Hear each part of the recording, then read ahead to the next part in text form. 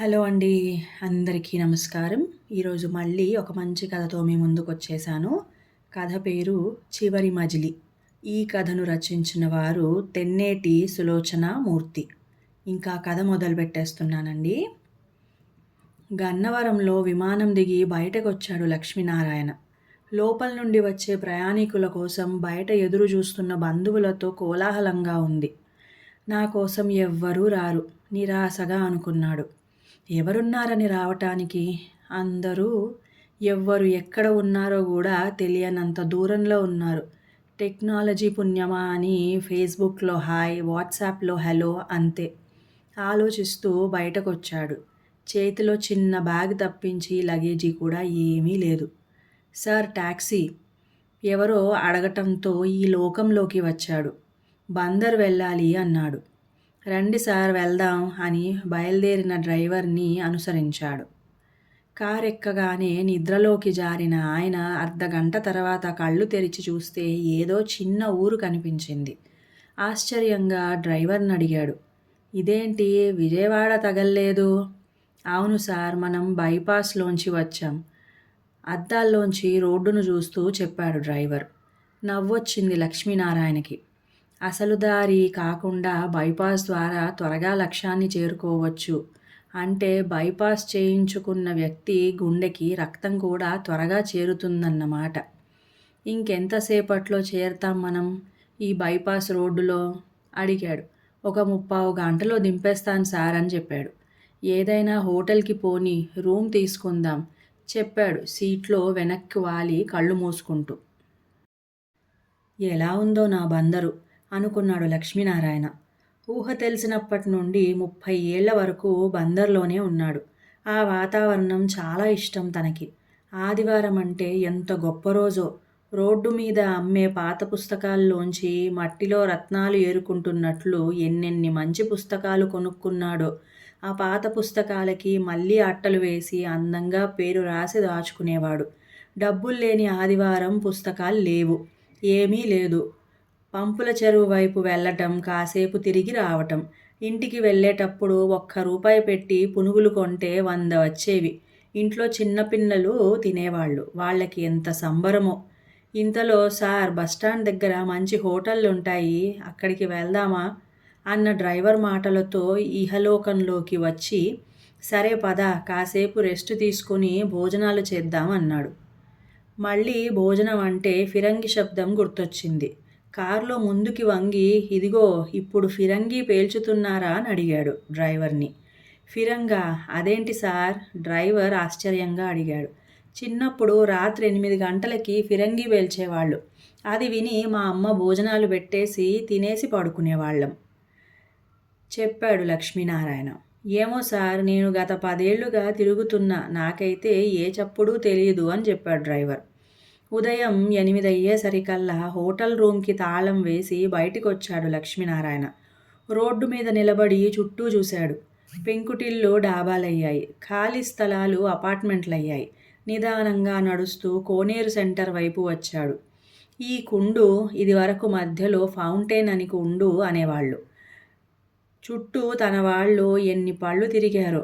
ఏ మూల చూసినా ఎవ్వరో పలకరిస్తున్నట్లే ఉంది. సుమారు 25 ఏళ్ల క్రితం వచ్చాడు, మళ్ళీ ఇవాళ. మనసు భావోద్వేగంతో తడిసి ముద్దయింది. అమ్మ 12 రోజుల కార్యక్రమం తర్వాత మళ్ళీ రాలేదు. నిజం చెప్పాలంటే గుర్తు చేసుకోను కూడా లేదు. ఎంతసేపు సంపాదన, పిల్లలు, బాధలు, బాధ్యతలు, గానుగెద్దులా గడిచిపోయింది జీవితం. ఇప్పుడైనా ఇలా ఒకసారి చూడగలగటం అదృష్టం. ఆలోచిస్తూ నడుస్తున్న వాడల్లా జేబులో ఫోన్ మోగేసరికి ఈ లోకంలోకి వచ్చాడు. హలో నాన్న, ఎలా ఉన్నావు? టిఫిన్ చేశావా? మందులు వేసుకున్నారా అడుగుతున్నాడు కొడుకు అమెరికా నుంచి. మింగాను అని చెప్పాడు. ఆ ఊళ్ళో పని త్వరగా ముగించుకో నాన్న, ఆ గాలి నీకు పడదు, జాగ్రత్త. ఫోన్ పెట్టేశాడు కొడుకు. తన ఊరి గాలి తనకు పడదుట కొడుకు చెప్తున్నాడు. నవ్వుకున్నాడు లక్ష్మీనారాయణ. తలెత్తి చూస్తే అర్థమైంది తను తమ వీధిలోనే వచ్చేశాడని. అవును, ఇది మా వీధి. తమ ఇంటి స్థానంలో ఎవరో మంచి భవంతి కట్టుకున్నారు. తమ్ముడు గొడవ చేస్తే ఆ ఇల్లు అమ్మేసి తనే వచ్చేశాడు. డబ్బులయిపోయాయి. తమ్ముడు లేడు, ఆ ఇల్లు లేదు. ఏమిటో అన్నీ కోల్పోయిన బాధ. చేసేదేమీ లేదు నిట్టూర్చాడు లక్ష్మీనారాయణ. మళ్ళీ ఫోన్ మోగింది. హలో, ఎవరు అన్నాడు. అన్నయ్య, నేను కమలని. బందర్లో ఉన్నావట కదా. అదృష్టవంతుడివి. మన ఊర్లో చూడటానికి వెళ్ళావట కదా. ఒకసారి మన పక్క వీధిలో మాస్టారింటికి వెళ్ళు. మాస్టారిల్లు ఒకసారి చూసిరా. అక్కడే కదా మనం చదువుకున్నాం అంటూ ఏదేదో చెబుతోంది చెల్లెలు. ముందుకు నడిచాడు. మాస్టారిల్లు రానే వచ్చింది. ఎంత పెద్ద మండువా ఇల్లు. ఎప్పుడూ జనంతో కలకల్లాడేది. మాస్టారి భార్య మహాతల్లి. పూటకి 25 కంచాలు లేచేవి వాళ్ళింట్లో ఆయనకి తేవటానికి. ఆవిడకి వండి వార్చటానికి విసుగు ఉండేది కాదు. తినేవాడి అదృష్టం అంతే. మా ఇల్లు పక్కనే అయినా నేను ఎన్నిసార్లు వాళ్ళింట్లో తిన్నానో. ఎన్ని ఇబ్బందులున్నా తొణికేవారు కాదు. అసలు ఎవరికీ తెలిసేది కాదు. ఆ ఇల్లు ఒక సత్రం. మాస్టారు ఒక విజ్ఞాన గ్రంథం. ఆ ఇల్లాలు ఒక పనిచేసే యంత్రం అంతే. ఇంటి ముందుకెళ్ళి చూశాడు. ఒక్కో గది సగం సగం పడిపోయి ఉన్నాయి. మాస్టారి జ్ఞాపకాల్లా. ఇంటి మీద పెంకులు కూడా సరిగ్గా లేవు. లోపల ఎవరో ఉన్నట్లున్నారు. దండం మీద నీరు కావి తువ్వాలు ఆరేసుంది. ఏమండి అని పిలిచాడు. మళ్ళీ పిలిచాడు. సమాధానం రాలేదు. ఇంతలో, హలో బావా, బందరెళ్ళావట కదా. ఒకసారి మాస్టారిల్లు చూసిరా. నేను దాన్ని కొన్నాను. కానీ మా వాడు అక్కడ ఎందుకు అంటున్నాడు. నీకు వీలైతే ఎవరైనా కదుపు. ఆ ఇల్లు అమ్మేద్దామనుకుంటున్నాను. బావమరిది నుంచి ఫోన్. వాళ్ళది ఒకప్పుడు బందరే. ఇంతలో ఎవరు అంటూ ఓ పెద్దాయన బయటికొచ్చారు. నేను జపం చేసుకుంటున్నాను, అందుకే పలకలేదు. మీరెవరు అని అడిగారు. నేను పసుమర్తి వారి అబ్బాయినండి చెప్పాడు లక్ష్మీనారాయణ. ఆయనకి అర్థం కానట్లుంది. కూర్చుంటారా? స్టూలు తెచ్చి వేశారు. లక్ష్మీనారాయణ సమాధానం విని, అంటే ఈ ఇల్లు కొన్నవారి బావగారన్నమాట అన్నారు. కాసేపు ఆయనతో లోకాభిరామాయణం మాట్లాడి హోటల్ చేరుకున్నాడు లక్ష్మీనారాయణ. సాయంత్రం 6 గంటలయ్యింది. టీ తాగుతూ కూర్చున్న లక్ష్మీనారాయణ ఫోన్ మోగింది. హలో మామయ్య, నేను రాజాని. బందర్లో ఉన్నారట కదా. బావమర్ది కొడుకు. అవునరా మామయ్య, నాన్న ఆ ఊర్లో స్థలం కొన్నారట కదా. దాన్ని అమ్మడం కోసం మాట్లాడుతున్నాం. అయినా అక్కడ మాకు స్థలం దేనికి మామయ్య. మీకు వీలైతే ఎవరైనా మాట్లాడండి మామయ్య, అమ్మేద్దాం. తను బందరు వచ్చి వారం గడిచిపోయింది. రోజు పొద్దున్నే టిఫిన్ తిని రోడ్డు మీద పడ్డం, కాళ్ళు ఎటులాగకెళ్తే అటెళ్ళడం, ఆ వీధిలో ఎవరైనా ముసలివాళ్ళు కనబడితే వాళ్ళని పలకరించడం, వాళ్ళు తెలిసిన వాళ్ళైతే కాసేపు మాట్లాడటం, లేదా వచ్చి పడుకోవటం. మనస్సు పొరల్లో దాగి ఉన్న ఎన్ని స్మృతులో వెలికి తీసి తడిమి చూసి మళ్ళీ భద్రంగా దాచేస్తూ ఈ రోజులు గడిచిపోతే ఎలా? తిరిగి వెళ్తే ఈ తడిసిన మనస్సు మళ్ళీ ఆరిపోతుందేమో అనుకుంటూ గడిపేశాడు లక్ష్మీనారాయణ. ఎంతమందో ఫోన్లు చేశారు. తను ఎంతమందికో ఫోన్లు చేసి మాట్లాడాడు. తెల్లవారితే బయలుదేరాలి. ఆఖరుగా తన వీధి, కాలేజీ అన్నీ చుట్టి వద్దామని బయలుదేరాడు లక్ష్మీనారాయణ. అలా నడుస్తూ మాస్టారింటికి చేరుకున్నాడు. ఏం బాబు వచ్చారా? రండి. మొన్న మీరు వెళ్ళిన తర్వాత మీ బావమరిది గారు ఫోన్ చేశారు. ఈ ఇల్లు అమ్ముదామనుకుంటున్నారట కదా. నన్ను ఖాళీ చేయమని చెప్పారు అన్నారు ఆ ఇంట్లో ఉండే పెద్దాయన. ఈ మధ్య 4-5 సార్లు కలవడంతో కాస్త చనువు ఏర్పడింది ఆయనతో. ఎక్కడికి వెళ్తారు అని ప్రశ్నించాడు లక్ష్మీనారాయణ. చూడాలి బాబు, ఎప్పుడు చచ్చిపోతారో తెలియని పెద్దవాళ్ళున్నప్పుడు అద్దె ఇల్లు దొరకటం లేదు. చాలీ చాలని సంపాదనతో పిల్లల్లో నా కొడుక్కి నన్ను చూడ్డం కుదరటం లేదు. అందుకే ఇలా ఇక్కడ కాలక్షేపం చేస్తున్నాను. ఈ సంగతి చెబితే మా అబ్బాయి ఏదైనా వృద్ధాశ్రమంలో చేర్పిస్తానంటున్నాడు.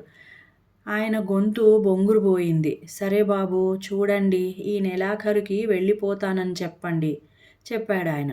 లక్ష్మీనారాయణ మనస్సు బరువెక్కింది. సరేనండి, నేను వస్తాను అని చెప్పి బయటికి నడిచాడు. ఇంతలో ఫోన్ మోగింది.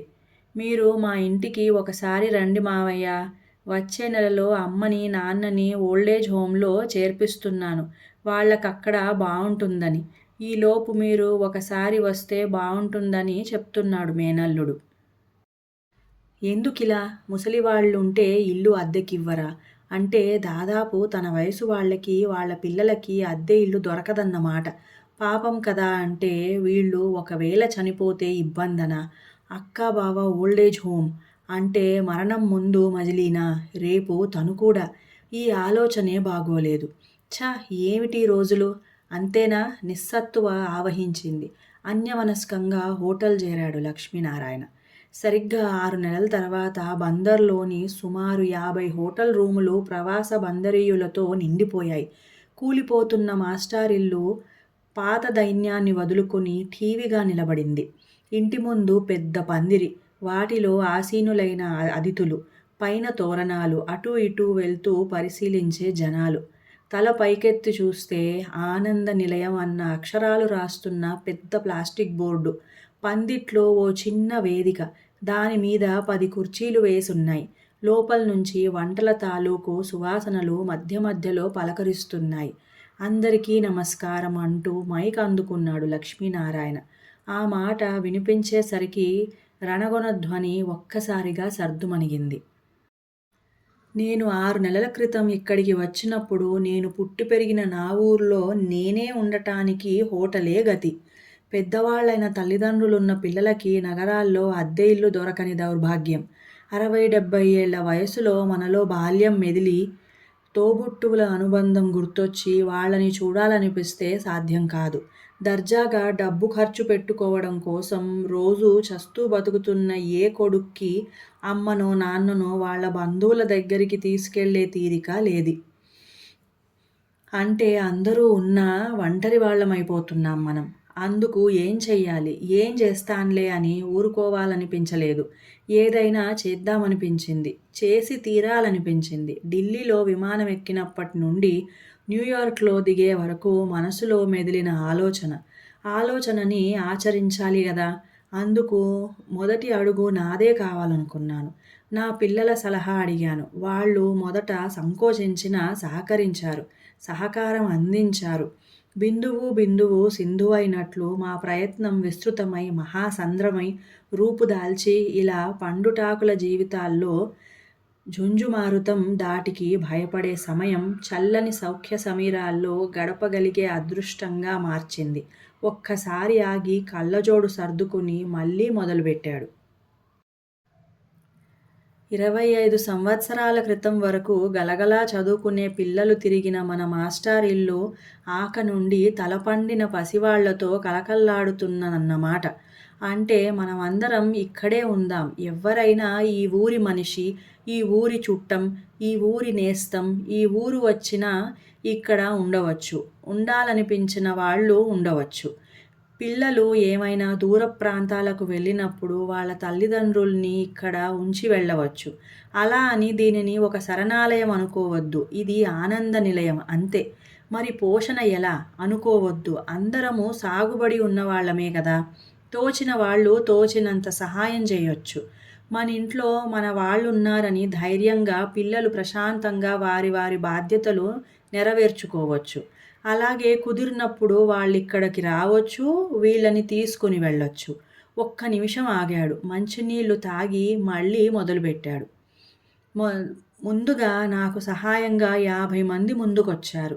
ఏ పని చెయ్యాలన్నా మొదటగా డబ్బు, తర్వాత భవనం, సహాయకులు కావాలి కదా! ఒకనాటి మాస్టారి ఇంటిని 2 అంతస్తులతో నిర్మించాం. ఒక పెద్ద వంటిల్లు, విశాలమైన భోజనశాల, 20 విశ్రాంతి గదులు. ఎప్పటికప్పుడు జరుగుతున్న కార్యక్రమాలను నెట్లో పెట్టడం వల్ల చాలామంది ఆసక్తి చూపించారు. ఆర్థికంగా సహకరించారు. మాస్టారింట్లో నివాసముంటున్న శర్మగారి సలహా సహకారాలతో ఈరోజు ఈ ఆనంద నిలయం మీ ముందుకి వచ్చింది. జీవితపు చివరి మజిలీలో బాధపడకుండా గడపగలగటం ప్రస్తుత పరిస్థితుల్లో అందరికీ సాధ్యం కావట్లేదు కదా! అందుకే ఈ ఆనంద నిలయం అందరికీ ఆనంద నిలయమివ్వాలని ఆకాంక్ష అని ముగించారు. గలగలా మోగిన చప్పట్లు శుభమస్తు అని దీవించినట్లనిపించింది. దూరంగా ఎత్తుగా పేర్చిన కుర్చీలను ఆనుకొని నుంచున్న మాస్టారి కొడుక్కి మాత్రం వాళ్ళ నాన్నగారి ఉనికి మళ్ళీ ఊపిరి పోసుకున్నట్లనిపించింది. ఇంకా కథ సమాప్తం. ఈ కథ మీకు నచ్చినట్లయితే ప్లీజ్ లైక్ చేయండి, షేర్ చేయండి, అలాగే సబ్స్క్రైబ్ చేయండి, మంచి కామెంట్ కూడా పెట్టండి. ఇంకా సెలవు.